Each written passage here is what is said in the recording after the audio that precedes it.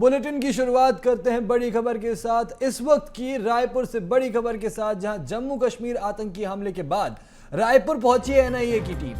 पहलगाम आतंकी हमले में मारे गए कारोबारी दिनेश मिरानिया के घर पहुंची है एनआईए की टीम। पिछले 3 घंटे से एनआईए के अधिकारी मिरानिया निवास पर उनकी पत्नी और बेटे से पूछताछ कर रहे हैं।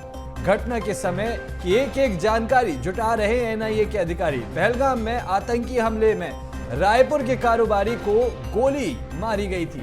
दिनेश मिरानिया के बेटे शौर्य और बेटी लक्षिता से भी पूछताछ कर रहे हैं अधिकारी।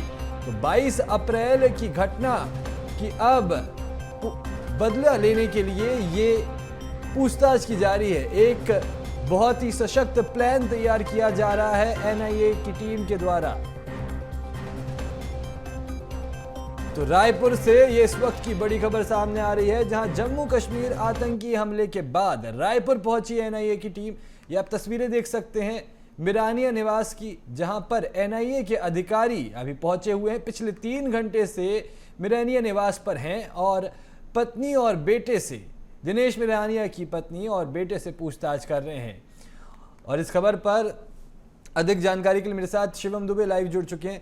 शिवम, ये जम्मू कश्मीर आतंकी हमले के बाद अब रायपुर पहुंची है एनआईए की टीम और पहलगाम आतंकी हमले की एक जानकारी ली जा रही है, ताकि एक पुख्ता एक ऐसा प्लान तैयार किया जाए जिससे जब वार किया जाए तो दूसरी बार आंख उठाने के लिए भी ये आतंकवादी 2 बार सोचे। जी बिल्कुल, देखिए इस वक्त सबसे बड़ी खबर जो राजधानी रायपुर से निकल रही है और जो पहलगाम के आतंकी हमले के बाद जो सबसे बड़ी खबर निकल रही है वो यही है कि एनआईए की टीम ने जांच शुरू कर दी है। पूरे देश भर में ये जांच चल रही है और सबसे बड़ी खबर यही है कि राजधानी रायपुर में भी मिरानिया हाउस ये एनआईए की टीम पहुंची है, एनआईए के अधिकारी पहुंचे और सघन जो जाँच है वो चल रही है, पूछताछ चल रही है। क्योंकि पिछले 2 दिनों में बहुत कुछ खोया है उस परिवार ने और जो पहलगाम में हुआ है उसके बाद थोड़ा सा शॉक परिवारजन रहे हैं। लेकिन उसके बाद डीएसपी लेवल के जो अधिकारी हैं एनआईए के, वो मिरानिया हाउस पहुंचे हैं। उनके बेटे और पत्नी से लगातार 3 घंटे लगभग हो चुके हैं जो कि बातचीत हो रही है। और कहीं ना कहीं जो आतंकवादी थे, जो कायर आतंकवादी थे, उनके स्केच को लेकर के पूछताछ चल रही है।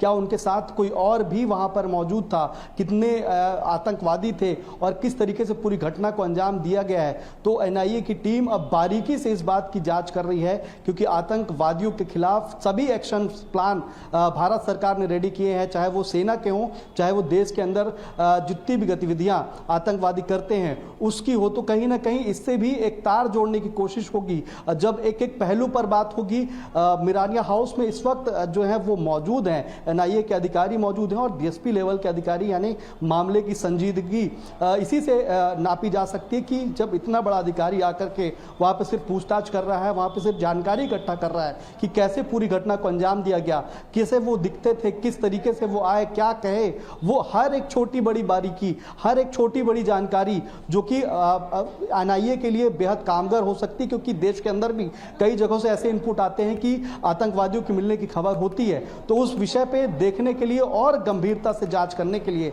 मिरानिया हाउस में इस वक्त एनआईए की टीम मौजूद है, डीएसपी लेवल के अधिकारी मौजूद हैं। और पहलगाम में जिस वक्त रायपुर के व्यापारी दिनेश मिरानिया को गोली मारी गई थी, उस वक्त वहां पर कौन कौन था, कैसे वो आतंकवादियों ने पूरी घटना को अंजाम दिया और कोई छोटा क्लू जो कि मिलेगा जिससे आतंकवादियों तक एनआईए पहुंच सकती है, उस और जो है एनआईए की जांच इस तरह पूरी चल रही है, पड़ताल चल रही है।